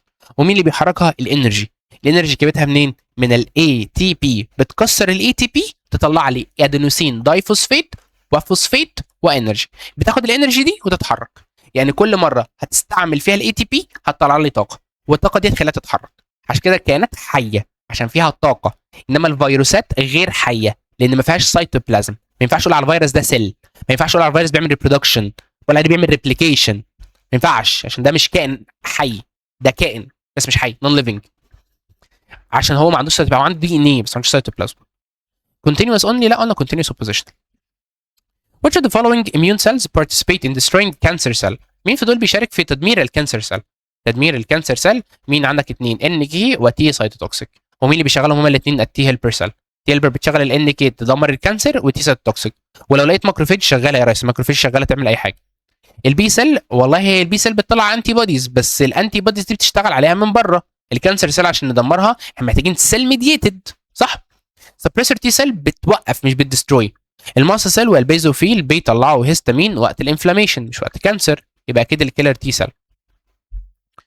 سؤال 31، when a bacterial cell is infected with a bacteriophage، انا عندي سيل، بتكتب ياض، عندي سيل، السيل دي جت حصل لها انفكشن باي bacteriophage which contain synthesized DNA of T6، يعني الدي ان ايه اللي جواه تي 6، انا ماليش دعوه باي حاجه ثانيه. بص الدي ان ايه بتاعه ايه؟ الدي ان ايه بتاعه ايه؟ تي 6، يبقى هو لما يجي يصنع اي حاجه هتبقى تي 6. and the code is from T4، ماليش دعوه بالكود، طز، الكود بتاعه من T4. انت عارف يعني ايه الكود بتاعه من T4؟ هقول لك انا، بس اصبر نقرا السؤال. to which of the following will the formal protein in the new virus belong؟ اكيد تي 6. بص بقى، حاول تخيل معايا كده ان البكتيريوفيج، انا هرسمه كده عشان مش هقدر ارسم كل شويه البتاع المستفز ده. ده البكتيريوفيج. البكتيريوفيج ده عباره عن ايه؟ دي ان ايه موجود جوه وبروتين، صح؟ هو لما بيخش جوه السيل بيرمي البروتين، رامي الدي ان ايه بتاعه، والبروتين بيفضل بره ما بيخشش. يقوم بقى ايه؟ ده دي ان ايه، صح؟ ده دي ان ايه عشان ده بكتيريوفيج. الفيروسات عندها ار ان ايه اغلبها يعني، بس الدي ان ايه بص سامعني برضه عشان المعلومه دي برضه فيها حاجه. مين عنده جيناتيك ماتيريال، يعني انهي اكتر، الفيروسات اللي عندها دي ان ايه ولا الفيروسات اللي عندها ار ان ايه؟ بص احنا عندنا انواع الفيروسات اللي عندها ار ان اي اكتر بكتير قوي، بس لو خدت الار ان اي وار ان اي وار ان اي وار ان اي وار ان اي وار ان اي وحطيتهم جوه شريط كده جنب بعضه هيطلعوا مثلا يعني 5 متر مثلا. لو جبت الدي ان اي وحطيتهم جنب بعض هيطلعوا مثلا 50 متر. يعني كجيناتيك ماتيريال كماده الدي ان اي كماده اكتر، بس كاكتر تنوع اكتر. يعني فيروسات، مين اللي عنده الفيروسات اكتر كدي ان اي نوع ولا ار ان اي نوع؟ لا ار ان اي كانواع ار ان اي. يعني تخيل معايا مثلا، انا بقول لك ايه اكتر شركه عامله انواع عصاير، جهينه ولا بيتي ولا فتلاقي مثلا شركه مثلا زي بيتي دي عامله ايه؟ عصير برتقال ومانجا وجوافه وبطيخ ومش عارف بطيخ بالنعناع ومش عارف ايه، انواع كتير قوي، انواع كتير قوي، حلو، وانواع كتير قوي، كل واحده فيهم 200 مللي صغيرين بس انواع كتير. لما تروح بقى شركه تانية زي مراعي مثلا يعني مثلا هتلاقي شركه زي المراعي دي بتعمل نوعين ثلاثه بس كل نوع جالون كبير قوي. فلما تيجي تبص يقول لك ايه الكميه بتاعت مين اكتر؟ المراعي. بس مين عنده تنوع اكتر؟ ايه الشركه الثانيه دي بقى، مش فاكر اسمها ايه، مش فاكر سميناها ايه بيتي، صح؟ فالار ان اي عنده تنوع اكتر عشان ده فيه ميوتيشن اكتر. انما مين عنده كميات اكبر؟ الدي ان اي. فهي لما يجي يسالك الجيناتيك ماتيريال مين اكتر ككميه، بص الجيناتيك ماتيريال ماده وراثيه دي ان اي، كفرايتي اكيد ار ان اي. حاجات برضو فنيات دي، والله العظيم فنيات ما تلاقيهاش في حته ثانيه. تعال بص بقى، دلوقتي احنا عندنا ايه؟ التي 4 الجميله دي ايه؟ ده بكتيريا او ده بكتيريوفيج تي 4. التي 4 ده عمل ايه بقى؟ بص اسمع بقى الكلام وركز معايا بقى. ده نوع اسمه تي 4. التي 4 ده هيحط ايه؟ الدي ان اي بتاعه جوه البكتيريا، فالبكتيريا هتبدا تقراه وهنستعمل الامينو اسيد بتاع البكتيريا ويرتب ترتيب التي 4. فلما يجي يعمل بروتين هيعمل البروتين بتاع مين؟ بتاع التي 4. صح؟ يعني الترتيب بتاعه بالشكل ده شكل التي 4. طب تعالى بقى نعمل حاجه ثانيه. البكتيريا دي تي 6، فهي دخلت الدي ان اي بتاعها لتي 6. فلما يجي يعمل ايه الترانسكريبشن هيعمل الامينو اسيدز دي مختلفه. فلما يجي يدينا الشكل هيدينا الشكل المختلف ده. فده هيدينا شكل وده هيدينا شكل. بس عرفنا ان من الدي ان اي، يعني انا غشيت من الدي ان اي. فبالتالي when which contain synthesized DNA of strength 6 يبقى اي حاجه تبع الدي ان اي. فبيقول لك بقى which of the following will the form protein in the new virus belong. لا البروتين هيبيلونج لمين؟ لا البروتين ده هيبيلونج لسترينث 6. طب امتى يبيلونج للبكتيريا سيل؟ اقول لك الامينو اسيد جبناها من مين؟ البكتيريا سيل. طبعا الدي ان اي هيبقى سترين تي 6. الدي ان اي اللي هيطلع في الفيروس الجديد هيبقى نفس الفصيله تي 6، وبنفس الفكره برضو السترين هيبقى تي 6. سترين هيبقى تي 6 والبروتين هيبقى برضو تي 6. ركز معايا عشان الحوار ده، يعني الحوار ده بجد بجد يعني من المشاكل. لا يبقى تي 6 وتي 4، لا تي 6 عادي مفيش مشاكل. زي برضو الحته بتاعت الكلوننج بتاعت الريبرودكشن، يقول لك احنا جبنا النيوكليوس من حد وجبنا اوفم من حد وهنزرعها في ست ثانيه. لا دور لي على النيوكليوس فين. الجينات تبع النيوكليوس، هنا الجينات تبع DNA. What happened on transferring the pollen grain from 3 male flowers؟ طب نفس النوع ولا مختلفين؟ ما اعرفش. To the stigma of the flower of the same species. نفس النوع. خلاص يبقى الثلاثه هيعملوا pollination على حسب بقى. بص جبنا كام ايه؟ What happened on transferring the pollen grain from 3 male flowers؟ لو جبت كام pollen grain ما اعرفش. ما قالش. طب هو جاب 5 pollen grain وهي عندها 5 اوفيول. ايه اللي بيحصل؟ كل اوفيولايه هتاخد pollen جرينايه وتعمل سيد. ماشي موافق. ما اعرفش كام واحده. and has a number of ovules. a number of ovules يعني ايه a number of رقم من الاوفيولز. عنده رقم من الاوفيولز ما قالش رقم كام. خلاص على حسب بقى. عندك 5 اوفيول يبقى 5 بولين جرين، 10 اوفيول يبقى 10 بولين جرين. يبقى عدد السيدز مبني على عدد الاوفيولز بقى. fertilization don't take place ليه يا ريس؟ ما عنده same species. all ovules are fertilized and one seed will be formed. بص هقول لك a number of ovules ففي كذا واحده اكيد مش one seed. fertilization take place and no seed ليه يا ريس؟ ما عنده اوفيولز عادي.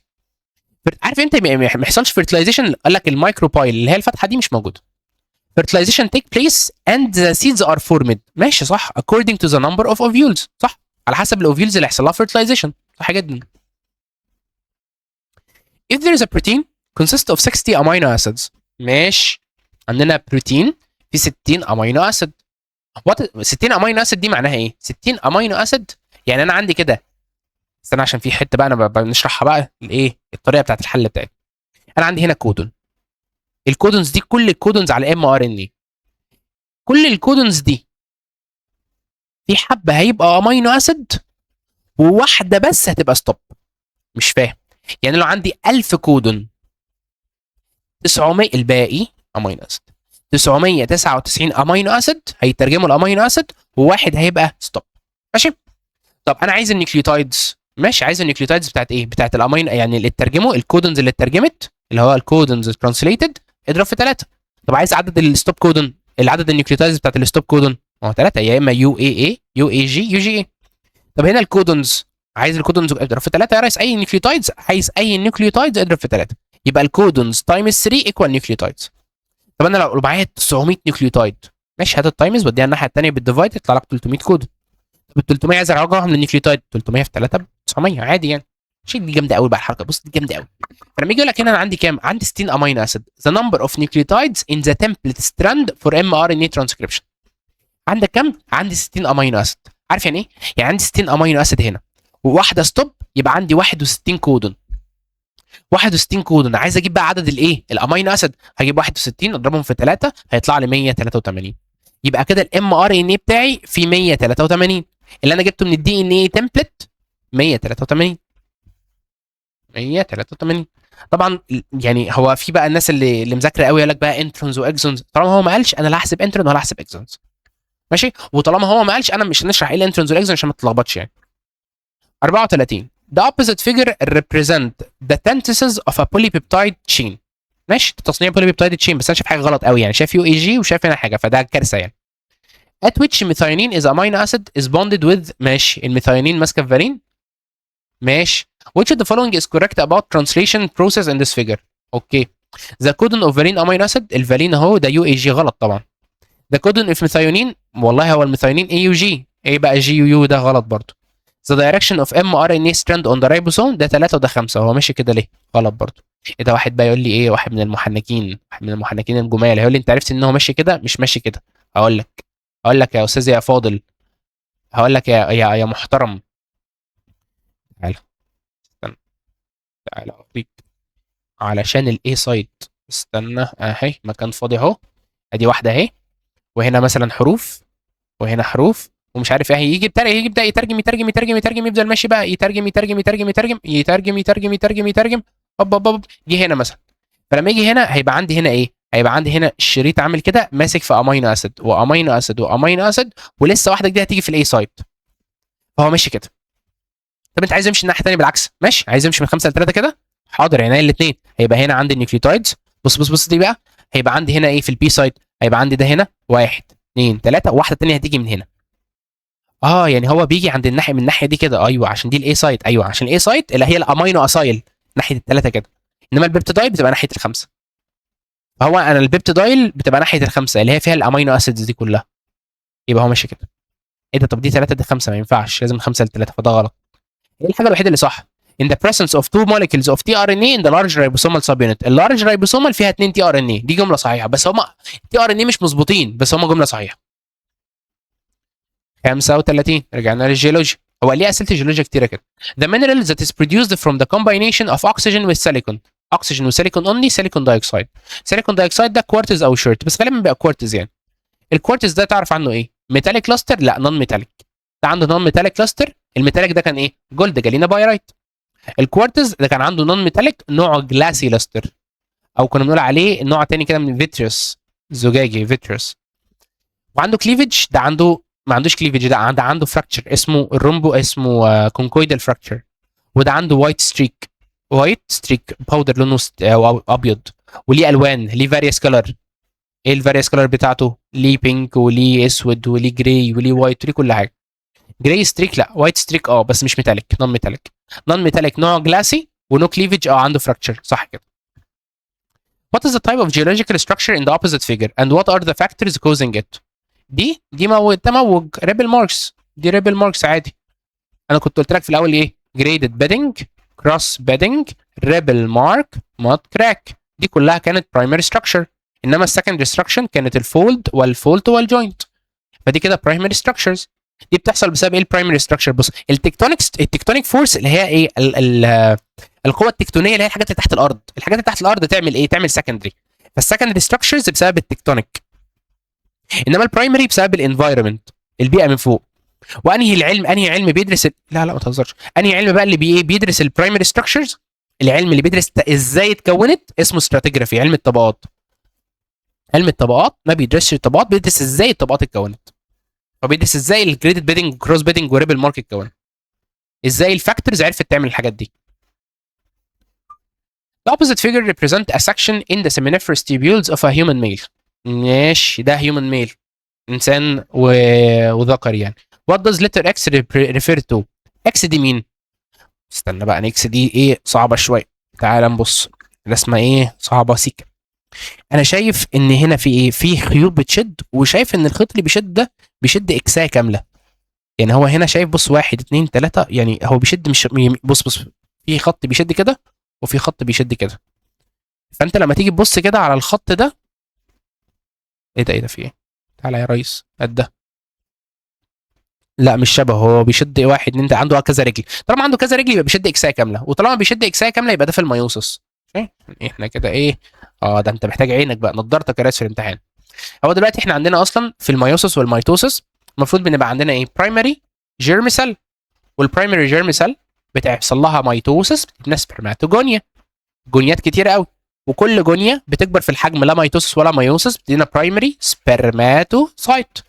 والبرايمري سبرماتوسايت بتدينا واحده سكندري.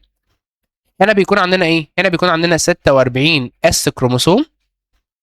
الاس كروموسوم دول في النص هنا بقى بيتدبلروا، بيبقوا 46 دي، يعني كل كروموسوم بيبدا يتدبلر. وفي السكندري سبرماتوسايت بيبدا يحصل لنا مايوسس 1. فمايوسس 1 ايه اللي بيحصل؟ ال 46 دي بيتقسموا بالتساوي، هنا بياخد 23 دي وهنا بياخد 23 دي. يعني في مايوسس 1 كل واحد بيشد اكسايه، هنا شد 23 اكسايه وهنا شد 23 اكساي. بعد كده السكندري سبرماتوسايت هتبقى ايه؟ تتحول تبقى ايه؟ تبقى اتنين، واحده سبرماتيد وواحده سبرماتيد، وكل سبرماتيد بيبدا يشد ايه؟ خط واحد بس. فده 23 اكسايه، فده بيشد 23 خط كده، وده يشد 23 خط الناحيه الثانيه كده. خط الناحيه الثانيه كده. فده اسمه مايوسس 2. فمايوسس 2 مكمل لمايوسس 1، ما ينفعش اكمل من غيره. فالرسمه اللي قدامي دي ريفيرز تو ايه؟ هو دلوقتي بيشد الاكسايه فبيعمل مايوسس 1. يبقى ده المايوسس 1 بتاع البرايمري سبرماتوسايت، ودي جمله صحيحه وسؤال صعب جدا جدا الناس تبقى فاهماه اصلا. قاعد يقول لك انا اعرف منين اصلا. The opposite figure represent the type 1 and type 2 of diabetes mellitus. Diabetes mellitus يعني دي ام. Which of the following can be deduced from the opposite figure؟ انا عندي type 1 وعندي type 2. type 1 ما بيطلعش اصلا انسولين، ده ما بيطلعش انسولين، فكده كده لو اديته انسولين من بره ممكن يشتغل.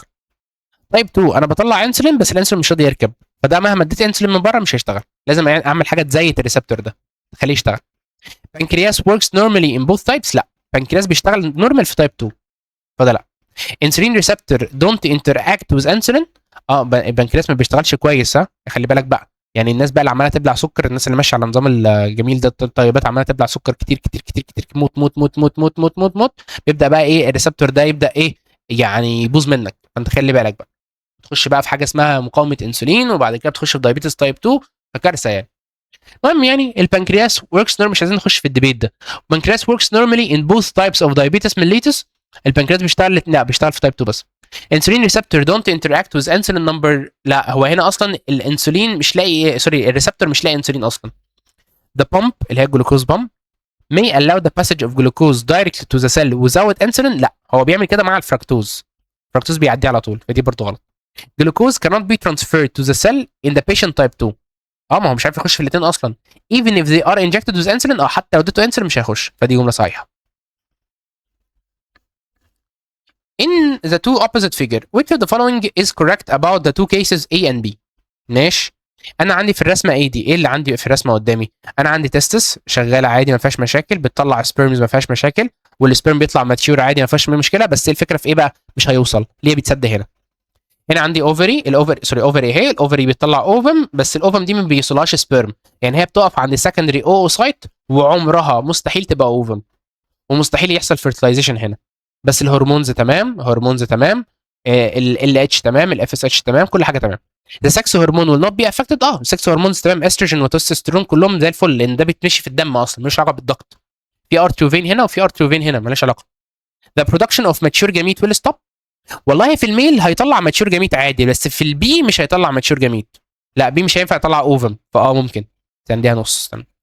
The secretion of LH and FSH will be inhibited. ال FSH وال LH، لا ال FSH وال LH ده بيشتغل مع الايه؟ هرمونز، مالهاش علاقه. وهنا قطعت ضغط. امتى بقى يبقى inhibited؟ لو هي اخذت البيلز، اخذت الحبوب. لو الراجل اخذ حبوب عادي برضه، هو اخذ حبوب من الحمل، هو ممكن ياخدها، يعني الناس بقت بايظه خالص دلوقتي. The secondary sex characters will be absent. لا عادي، الهرمونز شغاله عادي مفيش مشكله، يبقى الاجابه لتر بي. The end of oogenesis in a human female. ماشي، اللي هي بقى السكندري oocyte بتدينا اوفم. المشكله what is the reason of forming one ovum؟ عشان نحط فيها السيتوبلازم كله واركز كل السيتوبلازم في مكان واحد. For forming one ovum valid for fertilization and polar bodies are not valid. ما فيهاش سيتوبلازم يا ريس. failure of sister chromatids، لا هم كده كده فيها نفس الدي ان اي، فيها كل الدي ان اي، كل الدي ان اي موجود، ماليش علاقه بالدي ان اي. ده unequal division of cytoplasm، ايوه. والاورجانيلز during ايوه يا ريس، ايوه مالهاش علاقه، مالهاش علاقه بالدي ان اي، لان انت لو انت فاكر احنا كنا بنعمل ايه بقى؟ برايمري او سايت كانت بتدينا السكندري او سايت، والكيس زباله. الكيس زباله ده كان اسمه بولار بودي، كان بيشيل الايه؟ الدي ان اي الزياده والكروموسومز الزياده، يعني ده لو ان دي 23 دي كروموسوم، دي 23 دي كروموسوم، دي 46 دي ان اي، دي 46 دي ان اي عادي. بس الفكره بس ان دي حجمها اكبر، فيها اورجانيلز اكتر وفيها سيتوبلازم اكتر، فلا طبعا ما ينفعش. ده فولو لو حصل فيرتلايزيشن للبولار بودي بيموتوا يعني. The following two substances play a role in the plant defenses. Prevent the settlement of water on the plant surface. كيوتين وسوبرين برضو، بس ما فيش سوبرين بيتحط من بره، يعني هو بيبقى كورك. Cover the wooden tree، ما هو برضو ما فيش سوبرين بيتحط من بره، بس هو طالما قال لي wooden tree يبقى سوبرين، يعني هو ادي الشجره اهي، مفيش سوبرين بيتحط من بره كده، هو السوبرين بيتحط جوه السيل، ونقول ان الطبقه دي اسمها كورك، بس ما فيش اختيار تاني، انا عندي كيوتين وسوبرين، يعني ما فيش كفر ذا وودن تري، ما ينفعش اخد حاجه تانيه. عيب عيب. سؤال 42. A myofibril contain 18 sarcomeres. 18 sarcomere. تعال بص يا استاذ، ادي الماسل فايبر اللي هي السيل يعني. السيل دي عندها اورجانيل حلو قوي اسمه ايه؟ مايوفايبريل. 1 2 3 4. عندها من كام لكام مايوفايبريل؟ من 1000 ل 2000. رحنا واخدين واحده من المايوفايبريلز دي كده وقعدت اقطع فيها، قعدت اقطع فيها اقطع فيها اقطع فيها اقطع فيها اقطع فيها. لقيت بقى فيها ايه؟ لقيتها عباره عن ساركومير قطعه. فقال لك انا عندي كام ساركومير؟ عندي 18 ساركومير. طبعا هو عايز النمبر اوف دارك لاين، عايز نمبر الزد. طبعا انت عشان تجيب الزد بتعمل ايه؟ بلس 1. يبقى ساركومير بلس 1. واند دارك باند، الباند دي اللي هي الاي باند. قلت لك الدارك لاين هي الزد، الدارك باند هي الاي. فانا عشان اجيب الاي باند هي عدد الساركومير، فالنمبر اوف اي باندز هي الساركومير بالظبط. عايز نسبه القلم ده، نسبه القلم ده. تعال نسبه القلم ده. فانت عندك هنا ايه؟ 3 زد لاين ب 2 ساركومير. يعني لو عندك 2 ساركومير هيبقى عندك 3 زد لاين، هيبقى عندك 2 اي باند. يبقى عدد الساركومير قد عدد الاي، يبقى 18 18. هو عايز مين الاول؟ الزد الاول؟ لا استنى. 19 والزد اكتر من البتاع بواحد. 2 3 اكتر منها بواحد. بعد 19 19 والساركومير ب 18 يبقى الايه ب 18 يبقى الاجابه سي. When a mutation occurred in a gene that is responsible for the formation of the protein coat of COVID-19 virus. حصل mutation، يعني هو مثلا كان A فجأة بقى A U. حصل mutation في آخر حرف. Leading to the formation of protein whose chemical structure similar. ايه ده؟ similar ده هو يعني ماشي to the protein code. خلي بالك هو طالما قال لك similar قصده بيها انه زي بعض. ما حدش قال لي ده similar مش identical يعني تشابه بينهم. يا اسكت اسكت اسكت. غلط غلط. اوفر سينك اسم ار دلوقتي. اعلى لك المايك واعمل لك اسم ار. فايه similar to the protein code of a virus that the body has previously vaccinated against it. فدلوقتي هو غير في شكله. انا اخدت فاكسين فعملنا ايه؟ البرايمري ريسبونس. بعد كده الفيروس دخل لي تاني المفروض اعمل سكندري ريسبونس. بس انت بتقول لي ايه؟ هو غير في شكله. بس انا في ناس ما كملتش قراءه السؤال وفي ناس كملت قراءه السؤال واختارتها برضه. فقال لك البروتين اللي طلع كيميكال ستراكشر بتاعه سيميلر يا ريس. ما قال لك سيميلر شبهه يعني. شبهه ده يعني ايه؟ يعني المناعه بتاعتي هتتعرف عليها عادي، هتتعرف عليه مش ايدنتيكال. يعني اللي هو قال لك عارف لو كان عايز يقول لك ايه مناعتك مش هتتعرف عليه يبقى ديفرنت مختلف. سيميلر دي يعني شبهه، تشابه. سيميلر يعني متشابه. سيميلر يعني متشابه. مش هو بس متشابه. يعني ايه هو مش هو بس متشابه؟ يعني هقول لك يعني ايه هو بس مش متشابه. يعني مثلا شكله عامل كده والانتيجين مسك فيه كده. بص الانتي بودي مسك فيه كده عادي مثلا. يعني تخيل شكله بقى عامل كده والانتي بودي مسك فيه عادي. يعني سيميلر دي يا ريس ما تبقاش غلس عشان انا عارف ان في ناس ايه بقى بتحب تصطاد في الحاجات العكره دي بقى. ات كانت مش ميه، لا دي حاجات، دي بيولوجي عكره. ات كانت بي ريكوجنايزد باي هيلبر تي سيل. لا هتعرفها الميموري بقى اللي تشتغل، ميموري سيلز هتشتغل. it is recognized by the memory cells. ايوه. and the body antibodies against it. ايوه تشتغل عادي. it cannot be recognized. ليه cannot be recognized؟ ليه؟ هنعرفه عادي. it is recognized by the macrophage without destroying it. ليه الماكروفيج هتسمي عليه يعني؟ ما تبلعه عادي. ده الماكروفيج لو شافت حد غريب هتاكله. الا بقى امتى الماكروفيج؟ امتى ما تاكلش؟ if it is body normal. استنى نورمال normal body cells. دي جامده قوي بقى دي. ماشي. يبقى الاجابه بتاعتي الليتر بي. 44. which of the following statements is correct؟ انهي جمله في دول صح؟ The gene is a part of DNA. صح. that represent a code. صح. for several types of protein. لا يا ريس one type of protein. غلط. mutation جميل may take place. صح. by changing one nucleotide of a gene. صح. which lead to change in the protein structure. ده صح جدا. ما انا لما اغير جين واحد اغير نيوكليوتايد واحده ممكن الامينو اسيد يتغير، ولو الامينو اسيد اتغير شكل البروتين هيتغير. each codon represent a code for amino acid. each codon represent a code for amino acid. صح. يا جاموسة البحر يا جاموسة البحر قوي انت نسيت الستوب كود. each codon ما جاب لك each codon يعني ستوب من غير الستوب. represent ازاي represents ازاي؟ فارمر غلط. a small part of DNA in the prokaryote represent a code. جزء صغير من الدي ان ايه ان بروكاريوت ريبريزنت ا كود. غلط طبعا. في البروكاريوت موست اوف الجينوم اغلب الجينوم كودنج، اغلبه كود. فدي غلط طبعا. يبقى الاجابه بتاعتي الليتر بي. 45. internal fertilization always leads to the formation of embryo inside the body.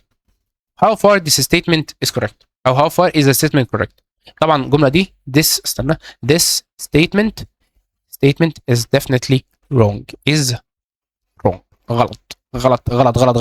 خسرت مليون جنيه. ليه بقى؟ الانترنال فيرتلايزيشن دايما البيبي بيكبر جوه؟ لا يا ريس، ما ممكن يعمل ايه انترنال فيرتلايزيشن والبيبي بيكبر بره عادي، يحصل انترنال فيرتلايزيشن بس اكسترنال ديفلوبمنت. ليه بقى؟ عندك حاجات زي ايفيس اللي هي الطيور، يعني ايفيس دي اللي هي الطيور، ما تقولش بيردز، يعني بيردز دي عصافير ماشي، اكتب ايفيس طيور، يعني عصافير لا، الطيور كلها ايفيس. وعندك مين تاني؟ الريبتايلز الزواحف have external statement is wrong as aves and reptiles have external embryonic development. البيبي بيكبر بره embryo development عشان بتبيض، الحاجات دي بتبيض. فافيزم، السؤال اللي بعده فافيزم. ايه فافيزم ده؟ انت مش عارف ايه فافيزم ده، بس هتقرا تفهم، ما فهمتش خلاص طز يعني. بس ده مرض الفول يعني، هو انيميا الفول. is a disease that results from the deficiency of enzyme that keep the validity of red blood cell. في انزيم كده اسمه G6PD جلوكوز 6 فوسفيت دي هيدروجينيز. الانزيم الجميل ده دي هيدروجينيز ده الجميل بيعمل ايه بقى؟ بيحافظ على الريد بلاد سيل. الريد بلاد سيل عارف انت بيقول لك حاجات اسمها مضادات اكسده، في حاجه بقى بتعمل اكسده للريد بلاد سيل، ده بقى من الحاجات اللي بتعمل زي مضادات اكسده كده، مضاد للاكسده. فهو لما بيبقاش موجود الريد بلاد سيل بتتاكسد فبتبوظ بقى، بتتكسر، حاجات جواها بتتاكسد فبتبوظ وتتكسر. فلو الانزيم ده مش موجود عندي فايه اللي يحصل للريد بلاد سيل؟ هتبوظ. طبعا الكلام ده انا قايله لك هو مش موجود يعني، ومش هيفرق معانا في السؤال. This disease occurs genetically. genetically دي يعني جينات، يعني موروث، ممكن يكون موروث صح؟ يعني هو انت اصلا بتسمع عن انيميا الفول ان هو انا اخدت انيميا الفول من الحاجه او اخدت انيميا الفول من الحاجه، يعني دي حاجه وراثيه. genetically it causes the damage of red blood cell and anemia when eating some foods as bean. لما بتاكل فول، الفول ده بيكون فيه بقى الحاجات الاكسده دي، ما تعرفش ايه الحاجات دي، بتروح تخش جوه الريد بلاد سيل بقى بتبوظ، بقى الريد بلاد سيل بتبوظ. فالريد بلاد سيل لما تبوظ انت ما تعرفش ايه تتنفس كويس لان الاكسجين مش بيوصل. as a part of a normal gene as a part of abnormal gene. ماشي، تعال نبص على الجين ده جي اهو جي ماشي، يبقى انت عندك ايه دي بس المختلفه. يبقى وات از ذا تايب اوف ميوتيشن في الرسمه دي؟ والله هو انا قلت لك قبل كده لو النيوكليوتايد بايظه يبقى الجين بايظ، يبقى ده اسمه جين ميوتيشن. بس انت عايزك تبقى محنك بقى، عايزك تبقى محنك قوي. ايه بقى؟ بص احنا عارفين ان الميوتيشن ات انهيرتنس تايب امبورتنس بوزيشن اوريجين صح؟ فانت ممكن تقول لي ايه؟ الانهيرتنس بتاعها هي ترو ميوتيشن صح؟ والتايب بتاعها ترو جيناتيكلي، والتايب بتاعها جيناتيك ترو جين ميوتيشن. الاي اللي هي الامبورتنس بتاعتها هي نون ديزايربل. بقى الفنان بقى انا مش عايزين الفافيزم في حاجه، نون ديزايربل. بعد كده البوزيشن اوريجين سيبهم بقى. ليه بقى تسيبهم؟ بص هي الميوتيشن دي حصلت فين؟ هل هي اتورثت في كل جسمك كله البوزيشن بتاعها؟ يعني هي جت في السوماتيك سيل ولا جت في جميت؟ هي طبعا جت في جميت، هي وصلت لك في جميت، بس انت سيبها عشان ايه ما تبوظش الدنيا قوي. حلوه قوي لحد هنا.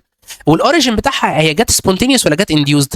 برضه انت ما تعرفش، يعني انت ما تعرفش هل حد مثلا اخد اكس رايز معينه بشكل معين، مش الشمس مثلا، مش من الطبيعه، يعني مش في الطبيعه، هو تعرض لاكس راي بشكل معين فجت له الميوتيشن دي ولا لا؟ فانت سيبها. انت ممكن تلعب في دول ان ترو جين ميوتيشن، ترو جين نون ديزايربل ميوتيشن، تلعب في دول. تقول له بقى ويز اكسبلانيشن. عايز بقى ايه؟ عايز تقلل الاجابه على نفسك، ممكن تشيل ايه كلمه ترو جين نون ديزايربل، تكتب له جين بس. ويقول لك ليه جين؟ هتقول له because it occurs in a change in the nucleotide sequence. الجوانين is replaced by adenine. تقول له ليه نون ديزايربل؟ عشان الانسان مش عايزها. تقول لك ليه ترو؟ عشان هي inherited. بس وتوته خلصت الحدوته. حلوه ولا بنتوته؟ يا رب تكون استفدت، وانا ما اظنش ان انت شفت بقى حل بالجمال والحلاوه دي من الدنيا كده، وتابعنا على طول. وبص انت لو عايز تقفل هتحل كده، انت لو عايز تخش الامتحان تبقى تنين تحل كده. اشوفكم على خير يا اشطر دكاتره في الدنيا.